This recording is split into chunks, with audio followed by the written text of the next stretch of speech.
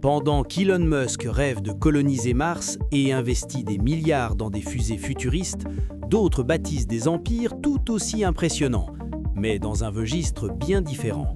Pas de voitures électriques, pas de plateformes numériques, pas de start-up en bourse. Leur matière première? La foi. Leur produit? L'espérance. Leur carburant? Les dons. Et pourtant, jets privés, universités, chaînes de télévision, villes entières et pistes d'atterrissage personnelles. Aujourd'hui sur Luxury Life, nous entrons dans un univers fascinant et controversé, celui des pasteurs les plus riches de la planète. Des leaders religieux dont la fortune rivalise parfois avec celle des magnats de la Silicon Valley. Serviteurs de Dieu ou stratèges visionnaires. Prédicateurs ou véritables entrepreneurs mondiaux. Regardez jusqu'à la fin, car vous pourrez décider par vous-même lequel d'entre eux vous semble le plus proche d'un homme d'affaires que d'un homme d'église. 1. T.B. Joshua, le prophète médiatique estimé à plus de 50 millions de dollars. Au Nigeria, dans la ville de Lagos, un homme a transformé une simple assemblée religieuse en un phénomène mondial. À l'origine, une église modeste, puis, progressivement, un complexe immense mêlant lieu de culte, centre audiovisuel et destination de pèlerinage. Sa structure, la Synagogue Church of All Nations, est rapidement devenue bien plus qu'un lieu de prière. Avec Emmanuel TV, ses sermons et ses miracles étaient diffusés à travers l'Afrique, l'Amérique latine et les diasporas du monde entier. Des milliers de fidèles voyageaient en avion pour assister au culte. D'autres suivaient les émissions depuis leur salon, envoyant leurs dîmes par virements internationaux.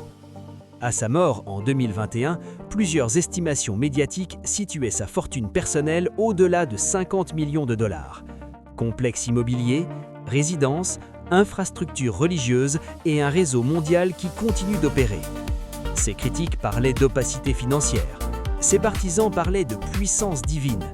Mais une chose est certaine, il avait compris le pouvoir des médias avant beaucoup d'autres leaders religieux. 2. Billy Graham, l'humilité à 60 millions de dollars. Bien avant l'ère des télévangélistes modernes, il y avait un homme qui remplissait des stades comme une star du rock. En 1949, sous un chapiteau à Los Angeles, commence une aventure qui allait toucher 185 pays. À la tête de la Billy Graham Evangelistic Association, il dirigeait une organisation dont le budget annuel dépassait les 100 millions de dollars. Pourtant, contrairement à beaucoup d'autres, il ne mettait pas en avant le luxe. Pas de jet exhibé, pas de villa tape à l'œil. Sa richesse estimée à sa mort en 2018, environ 60 millions de dollars. Mais son véritable pouvoir dépassait l'argent. De Harry C. Truman à Barack Obama, il conseilla 12 présidents américains. Son influence était spirituelle et politique. 3. Enoch Adeboye, le bâtisseur d'une ville religieuse. Discret, mesuré, loin du spectacle flamboyant. Leader de la Redeemed Christian Church of God, il supervise des milliers d'églises à travers près de 100 pays. Mais son projet le plus impressionnant reste Redemption City au Nigeria, une véritable métropole chrétienne avec routes, banques, logements et un auditorium géant capable d'accueillir des millions de personnes. Sa fortune personnelle est estimée autour de 65 millions de dollars. Il voyagerait en jet privé tout en conservant une image extérieure modeste. Ici, le luxe n'est pas ostentatoire, il est structurel. 4.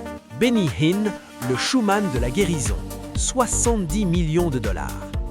Des stades illuminés, une musique intense, un geste de la main et des rangées de fidèles tombent. Ces croisades ont généré, selon certaines estimations, plus de 100 millions de dollars par an à leur apogée. Résidences luxueuses en Californie, jets privés, suites d'hôtels à plusieurs dizaines de milliers de dollars la nuit. En 2007, ses finances furent examinées par le Sénat américain. Aucune condamnation formelle, mais une controverse durable. Il a transformé la guérison en spectacle mondial. 5. Creflo Dollar, quand le nom devient symbole. 80 millions de dollars. Fondateur de la World Changers Church International à Atlanta. Sa théologie, la prospérité comme signe de bénédiction. Résidences multiples, voitures de luxe, jet privé Gulfstream G650 estimé à environ 65 millions de dollars. Il a même demandé publiquement des dons pour financer un nouvel avion. Pour ses partisans, il enseigne les lois spirituelles de la semence et de la moisson. Pour ses détracteurs, il dirige une entreprise religieuse haut de gamme.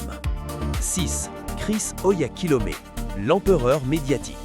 90 millions de dollars.